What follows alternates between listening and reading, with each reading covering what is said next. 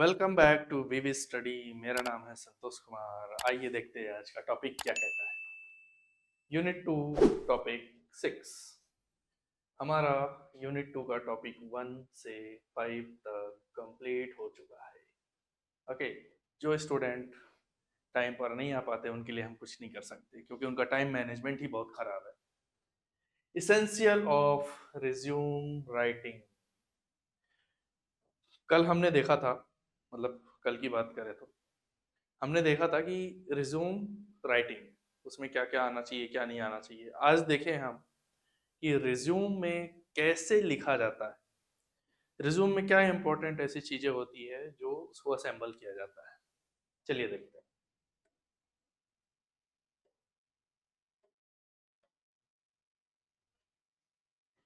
Essential, essential मतलब होता है अनिवार्य। क्या होता है? अनिवार्य।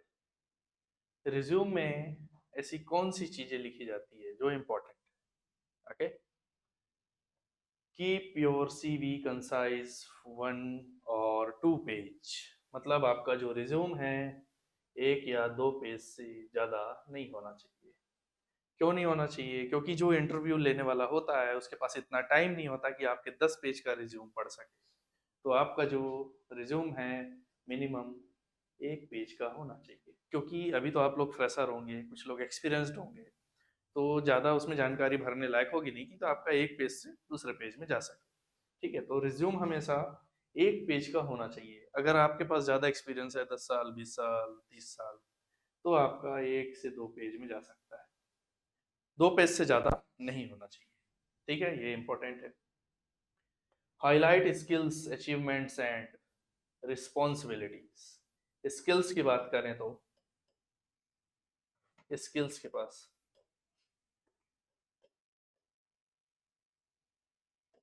क्या आपके पास पाइथन है? क्या आपको पाइथन आता है? एडवांस एक्सेल, ठीक, ये सब स्किल्स की बात हो रही है। क्या आपको कंप्यूटर सिस्टम चलाना आता है? क्या आपको ये टेक्नोलॉजी आती है? आपके अंदर जो स्किल्स हैं, कमांड चला लेते हो क्या? कोडिंग कर लेते हो क्या? वो स्किल्स आपको इसमें ऐड करनी है। या फिर communication skills, team management, time management, leadership skills, ये सब चीज़ें आपको ऐड करनी है। ओके, वो किस में ऐड करनी है? स्किल्स में ऐड करनी है।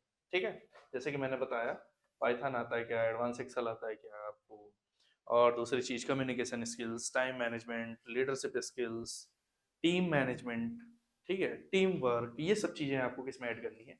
स्किल्स में ऐड करनी है। अचीवमेंट्स, ये चीज़ मैंने कल भी बताई थी। अचीवमेंट्स का मतलब कि आपको कहीं से, आपने कहीं समाज सेवा की होगी तो आपको गवर्नमेंट की तरफ से एक बढ़िया सा अवार्ड मिला होगा। अगर आपको मिला है तो ऐड कीजिए, नहीं तो कोई दिक्कत नहीं है। Okay, responsibilities.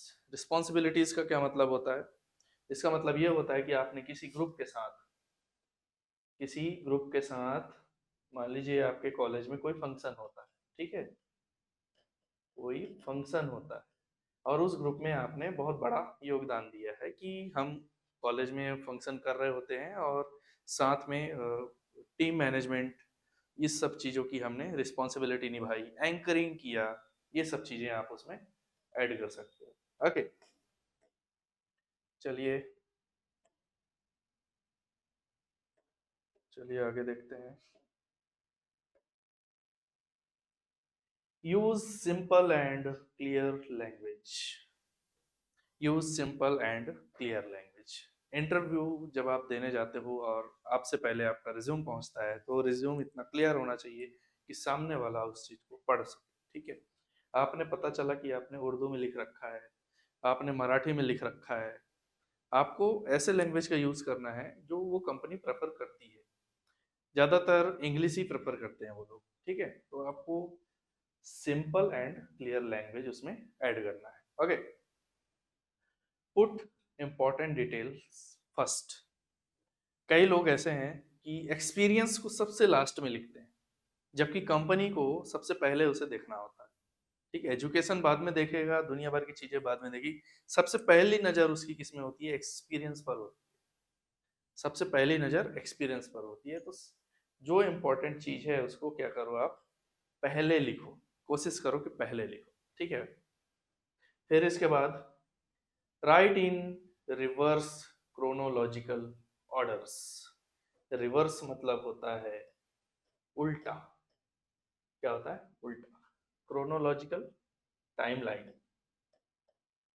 टाइम लाइन इसका क्या मतलब है? टाइम लाइन इसका क्या मतलब है? उल्टा लिखना, उल्टी टाइम लाइन पर लिखना।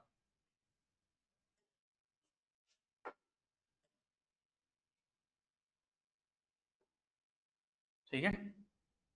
जैसे कि एक व्यक्ति है, इसने सबसे पहले क्या किया होगा?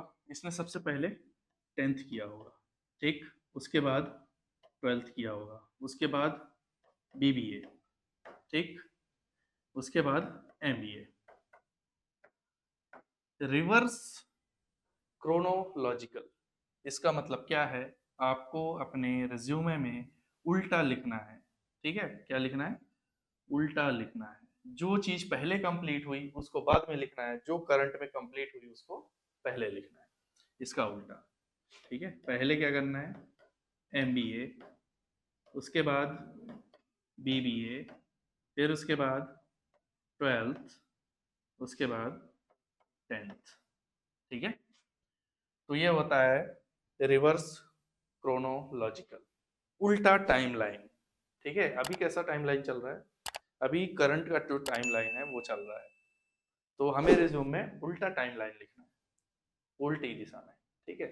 सबसे पहले जो कंप्लीट हुआ, फिर उससे पहले जो कंप्लीट हुआ, उससे पहले जो कंप्लीट हुआ, उससे पहले जो कंप्लीट हुआ। ठीक है।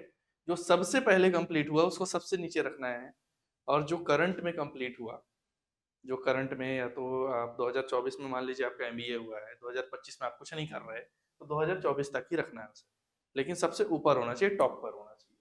ठीक है। चलिए आगे चलते हैं। यूज, ओके,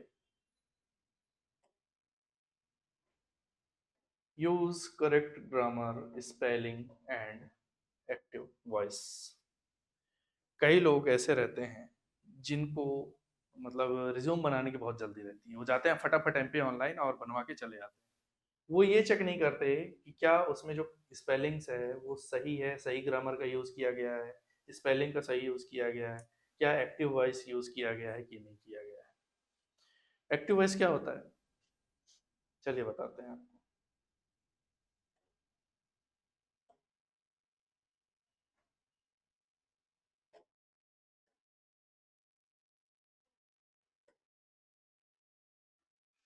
जैसे कि Ram writes a letter, Ram writes letter. ठीक है। ये कौन सा वॉइस है? एक्टिव। ठीक है। दूसरा है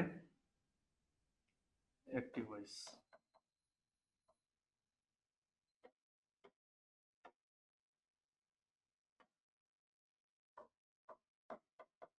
एक्टिव वॉइस।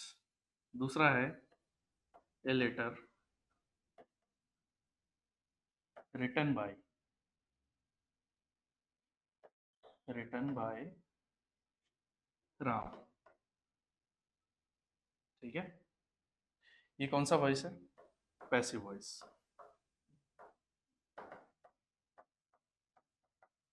तो हमें इसका इस्तेमाल नहीं करना है, हमें किसका इस्तेमाल करना है? इसका इस्तेमाल करना है। क्यों इस्तेमाल करना है? क्योंकि ये जो राम है,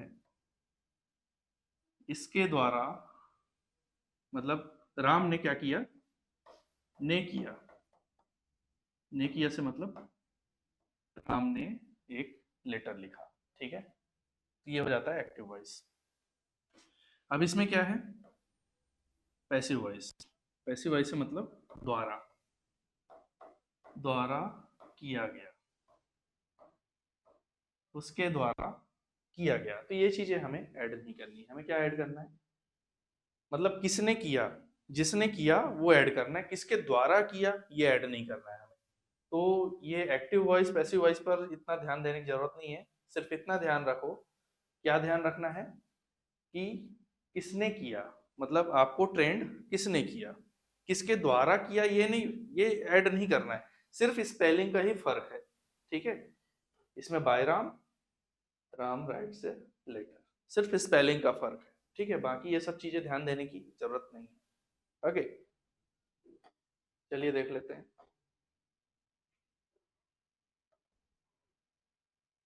keep formatting, keep formatting,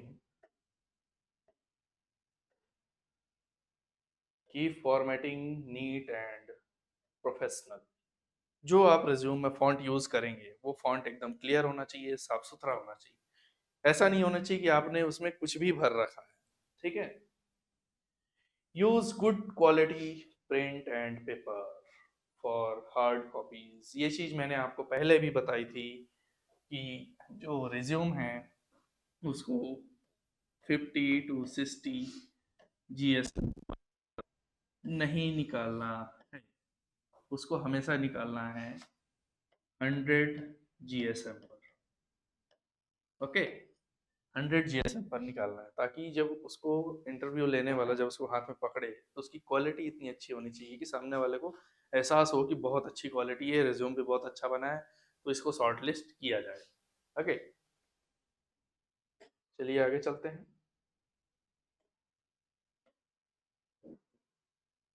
examples of dos, क्या करना है। ठीक है, सबसे पहली चीज, सबसे पहली चीज आपको एक या दो पेज का आपका रिज्यूम होना चाहिए। ठीक है, आपका एक या दो पेज का रिज्यूम होना चाहिए, उससे ज़्यादा पेज का नहीं होना चाहिए। ठीक है, एजुकेशन ऐड करना है, एजुकेशन हमेशा ऐड करना है। ठीक, एक्सपीरियंस अगर है तो ऐड करना है, नहीं है तो कोई बात नहीं, सर लिख सकते हैं। स्किल्स भी क्या करना है, ऐड करना है। मतलब हमें रिज्यूम में क्या करना है। ओके, ट्रेंड, यहाँ 50 लिखा नहीं है, 50 कर लेना है पर trend students in computer basis, trend students in computer basis. आपको ये एक्टिव वॉइस लिखना है, ना कि ये कि I am greatest teacher in the world, ये नहीं ऐड करना है, आपको एक्टिव वॉइस ऐड करना है। इसे कहते हैं एक्टिव वॉइस। ठीक है, आपको greatest teacher in the world ये ऐड नहीं करना है, जिसमें अपनी महानता दिखा रहे हैं आप, वो ऐड नहीं करना है। सामने वाले को ओवर कॉन्फिडेंस नहीं दिखाना है कि आपको सिर्फ इतना ही दिखाना है कि आपने 50 स्टूडेंट्स को ट्रेन किया है। ठीक है, इसे कहते हैं हम active voice. Okay, active voice. और जो पैसिव वॉइस था वो क्या था, आई am greatest teacher in the world, उसे ऐड नहीं करना है। ओके, ठीक। 2024 present assistant manager at ABC limited. जैसा कि मैंने बताया आपको कि रिवर्स क्रोनोलॉजिकल में लिखना है, उल्टी टाइमलाइन में लिखनी। ठीक है, जो करंट में कंप्लीट हुआ उसको पहले रखना है, उसको क्या करना है, उसको पहले रखना है। एक्सपीरियंस में अगर आप ऐड कर रहे हैं तो भी आप ऐड कर सकते हैं, जैसे कि आपका 2024 में आपका जॉब स्टार्ट हुआ और आपने वहाँ पर रिजाइन नहीं दिया और आप करते जा रहे हैं, 2025 चल रहा है। ठीक, तो आप क्या कर सकते हैं, 2024 डैश प्रेजेंट। ठीक है, 2024 dash present assistant manager at ABC company limited. ठीक है, उसमें एक्टिव वॉइस क्या होगा, I lead a team of 10 members. ठीक है, I lead a team of 10 members. ठीक है, इसमें ये नहीं बोलना है कि I am greatest team leader in the world, no no no, this is the active voice, active voice. Okay, चलिए आगे चलते हैं।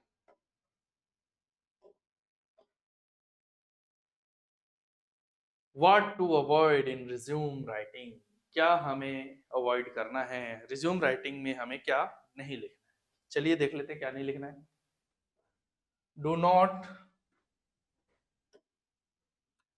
नॉट राइट रिज्यूम और सीवी करिकुलम वाइटे। सीवी का फुल फॉर्म होता है करिकुलम वाइटे। ठीक है, जैसे कि आपका ये रिज्यूम का पेज है। ठीक है, बहुत लोग गलती करते हैं यहाँ शुरू में रिज्यूम लिखते हैं, ये ऐड नहीं करना है। सीवी भी लिखते हैं, इसको भी ऐड नहीं करना है। ठीक है, ओके। आप अगर कहीं पर भी रिज्यूम बनवाते हैं तो वहाँ पर जो एमपी ऑनलाइन वाला होता है वो इतना उसके जानकारी में नहीं रहता है, वो उसको जितना आता है वो करके दे देता है और आप लोग भी ऐसे ही लेके चले आते हैं, रिज्यूम दे देते हैं किसी कंपनी।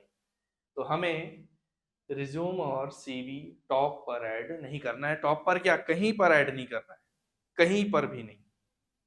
ठीक है, तो इस बात का ध्यान रखिएगा आप लोग।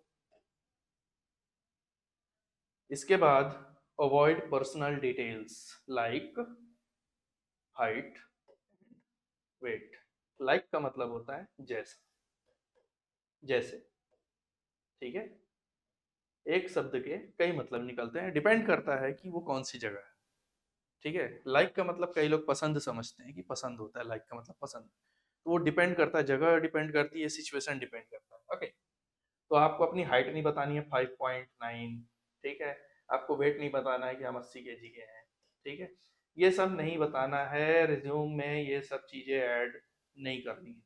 अगर आप ये ऐड करते हैं तो आपके शॉर्टलिस्ट होने के चांसेस बहुत कम होते हैं। ठीक है, do not mention family occupation unless relevant. इसका क्या मतलब है, आप अपने फैमिली से रिलेटेड कोई भी चीज़ रिज्यूम में ऐड नहीं करना है। कई लोग फादर नेम, मदर नेम, ये सब चीज़ें ऐड कर रखते हैं कि हमारे फादर क्या कर रहे हैं, हमारी मदर क्या कर रही है। ये सब चीज़ें ऐड नहीं करना है। ठीक है, इन सब चीज़ों से बचो, सिर्फ वो चीज़ें रखो जो इम्पोर्टेंट है। Do not add references unless asked. मैंने कल ही बताया था, रेफरेंस ऐड करना चाहिए, लेकिन क्यों, जब जरूरत हो तब, जब पूछा जाए कि आपके पास कोई रेफरेंस है, तभी आप क्या करो, उसे ऐड करो। अगर आपके पास रेफरेंस नहीं है तो कोई बात नहीं, अगर आपके पास रेफरेंस है लेकिन पहले पूछो कि ऐड करना चाहिए कि नहीं करना चाहिए। कंपनी में पूछना है। ठीक है, जब वो बोलेंगे कि हाँ रेफरेंस की जरूरत पड़ेगी तो आप ऐड करो, तब ऐड करना है, अदरवाइज जरूरत नहीं। ओके,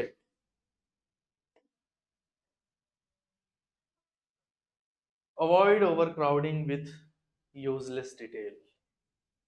मतलब कि हमें रिज्यूम साफ सुथरा रखना है, भीड़ भाड़ नहीं बढ़ानी। ठीक है, जैसे आपने ट्रैफिक देखा होगा, ट्रैफिक जब सामने आता है तो कैसा लगता है, एकदम दिमाग खराब नहीं हो जाता है। वैसे ही रिज्यूम को एकदम साफ सुथरा रखना है।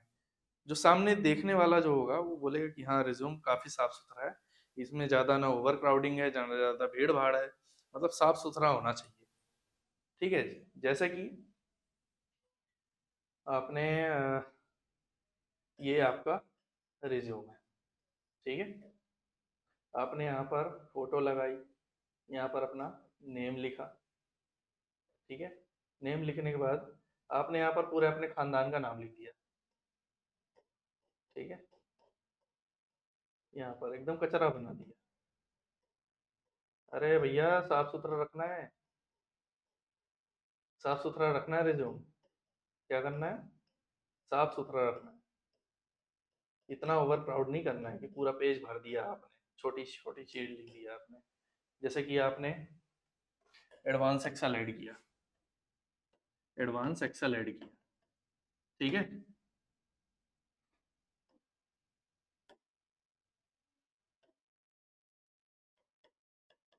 एडवांस एक्सेल ऐड किया, तो क्या आप इसमें फॉर्मूले लिखेंगे, फॉर्मूला ऐड करेंगे? नहीं नहीं, फॉर्मूला ऐड नहीं करना है आपको। क्या करना है, सिर्फ एक चीज लिखनी है कि आपको ये याद है, आपको ये आता है। ठीक है, अगर आपने वहां पर फॉर्मूला ऐड कर रखा है तो आपका रिज्यूम ऐसा दिख रहा है एकदम भरा भरा, कि आपको ये फॉर्मूला आता है, ये फॉर्मूला आता है, ये फॉर्मूला आता है, ये आता है, ये आता है, ये भी आता है, सब आता है। मतलब आपको उसमें भीड़ नहीं बढ़ानी, आपको जो आता है सिर्फ उसका छोटा सा हेडिंग लिखिए। ठीक है, चलिए आगे देखते हैं। Do not एग्जीक्रेट use flow very language, इसका क्या मतलब है? बढ़ा चढ़ा कर, बढ़ा चढ़ा कर नहीं लिखना है, बढ़ा चढ़ा कर नहीं लिखना है। आपको जितना आता है, जो आपके अंदर स्किल्स है, सिर्फ वही लिखनी है। ठीक है। कईयों के रिज्यूम में हमने देखा है कि I am greatest in computer, I am greatest in advance excel. नहीं, बढ़ा चढ़ा कर नहीं करना है, सिर्फ एडवांस एक्सेल लिख दोगे, एडवांस एक्सेल। ठीक है, इतना काफी है समझने के लिए। बढ़ा चढ़ा कर हमें नहीं लिखना है, बिल्कुल भी नहीं। ठीक है। अवॉइड कंफ्यूजिंग ऑब्जर्वेशन, ऑब्जर्वेशन मतलब क्या? इसका मतलब ये होता है कि आपको ऐसे वर्ड नहीं लिखने जो एकदम खतरनाक वाले हैं। ठीक है, एकदम खतरनाक, जैसे कि मैंने आपको बताया था रिज्यूम। रिज्यूम को हिंदी में क्या कहते हैं? स्ववृत्त, स्ववृत्त। ये पढ़ने में कितना कठिन लग रहा है, कठिन लग रहा है ना? अगर आप ऐसे ही वर्ड का यूज करोगे अपने रिज्यूम में तो सामने वाला कैसे समझे? ठीक है। रिज्यूम का मतलब स्वयं का विवरण, स्वयं का विवरण। ज्यादा कठिन नहीं करना है, अपने रिज्यूम को क्या करना है, इजी रखना है, बहुत इजी रखना है, इतना इजी रखना है कि सामने वाला पढ़ सके, नहीं तो रिजेक्ट हो जाओगे। ठीक है। खतरनाक इंग्लिश नहीं रखनी उसमें, एकदम इजी लैंग्वेज रखना है। डू नॉट स्किप और हाइड इंपॉर्टेंट इंफॉर्मेशन, ये चीज मैंने आपको पहले ही बताया था कि जो एक्सपीरियंस है उसको पहले ही ऐड करो, उसको लास्ट में ऐड करने की जरूरत नहीं है, क्योंकि कंपनी की नज़र एक्सपीरियंस पर रहती है। ठीक है। Do not mention salary expectation. कई स्टूडेंट्स ऐसे होते हैं, कई एम्प्लॉयर ऐसे होते हैं जो अपनी सैलरी रिज्यूम में ही फिक्स करके रखते हैं कि 50K चाहिए भाई, नहीं तो जॉब नहीं करूंगा, 50,000 चाहिए नहीं तो जॉब नहीं करूंगा। इसका मतलब ये है कि आप कहीं भी जॉब नहीं कर पाएंगे, क्योंकि कंपनी आपको शॉर्टलिस्ट करेगी ही नहीं। ठीक है। तो ये चीजें आप, सैलरी एक्सपेक्टेशन, जब आपको इंटरव्यू के लिए बुलाया जाएगा, जब आपको इंटरव्यू के लिए बुलाया जाएगा, तो जैसे ही आपका इंटरव्यू खत्म होगा और सेलेक्ट होंगे आप, तो उस वक्त सैलरी डिस्कस की जाती है कि आपको सैलरी कितनी चाहिए, कैसे चाहिए, बढ़ाकर चाहिए, कम करके चाहिए। वो इंटरव्यू खत्म होने के बाद लास्ट स्टेप में होता है ये सब। ठीक है। तो सैलरी एक्सपेक्टेशन हमें रिज्यूम में ऐड नहीं करना है। Okay. Do not write reason for living previous job. मान लीजिए आपने पुराने जॉब में, आपका मैनेजर इतना खड़ूस था, ठीक है, आपका मैनेजर बहुत खड़ूस था और आपने वो जॉब छोड़ दी। ठीक है। तो आपको रिज्यूम में मेंशन नहीं करना है कि मेरा जो बॉस था, मेरा जो मैनेजर था वो बहुत ही खड़ूस था। ठीक है। आपको कोई भी ऐसी नेगेटिव बातें नहीं करनी है इंटरव्यू के टाइम में, या फिर रिज्यूम में कुछ भी मेंशन ऐसा नहीं करना है जो कंपनी को नेगेटिव लगे।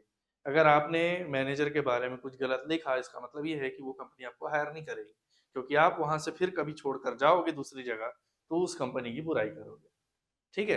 तो ये सब चीजें हमें नहीं करनी है, तो ध्यान रखना है ये सब। चलिए आगे चलते हैं। Final tips, final tips, always be honest and factual. इसका क्या मतलब है? आप जितना हो सके रिज्यूम में सच लिखें, ईमानदार रहें और एकदम बेहतरीन तरीके से साफ सुथरा लिखें। ठीक है।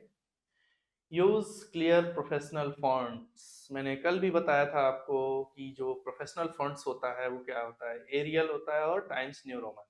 तो मैं एक ही चीज रिकमेंड करूंगा, टाइम्स न्यू रोमन। ठीक है। ये फॉन्ट बेस्ट फॉन्ट होता है। आप ये जो फॉन्ट देख रहे हैं इसी को ही टाइम न्यू रोमन फॉन्ट कहते हैं। ठीक है। चाहे तो आप एरियल भी ले सकते हैं, एरियल इतना अच्छा खासा दिखता नहीं है, लेकिन आप इन दोनों को यूज कर सकते हैं। मैं इसी को रिकमेंड करूंगा, टाइम न्यू रोमन को। साइज क्या होना चाहिए रिज्यूम में लिखने का? 11-12, इससे ज्यादा बड़ा साइज नहीं होना चाहिए। आप हेडिंग को थोड़ा बड़ा कर सकते हो, लेकिन उसके अंदर का जो कंटेंट है उसको 11-12 ही रखना है, उससे ज्यादा बड़ा नहीं होना चाहिए। ठीक है।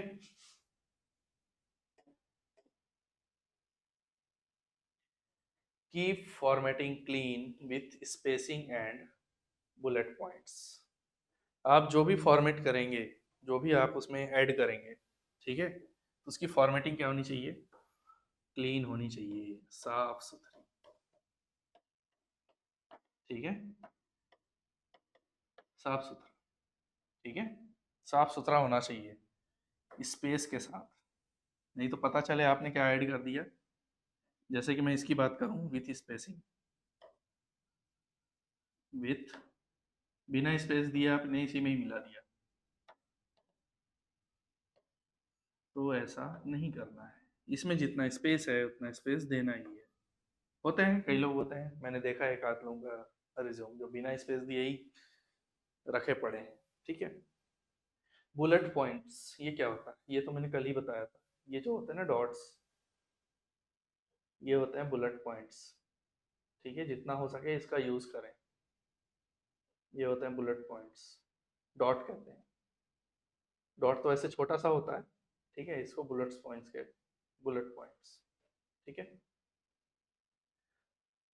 Prefer active voice over passive. ज़्यादा प्रेफर एक्टिव वॉइस को दिया जाता है बजाय पैसिव वॉइस के। ठीक है, मैंने आपको पहले ही बताया था इससे पहले वाली स्लाइड में कि एक्टिव वॉइस यूज़ करना चाहिए, पैसिव वॉइस यूज़ नहीं करना चाहिए। ठीक है, रेफरेंसेस अवेलेबल अपॉन रिक्वेस्ट। इसका मतलब ये है कि जब रिक्वेस्ट की जाए कि आपके पास कोई रेफरेंस है, आपके पास कोई रेफरेंस है, ठीक है, तो आपके जॉब के चांसेस बढ़ सकते हैं, तो आप यहाँ पर रेफरेंस दीजिए। अदरवाइज ज़रूरत नहीं है, आपको आपकी काबिलियत ही आपको जॉब दिलाएगी। ठीक है,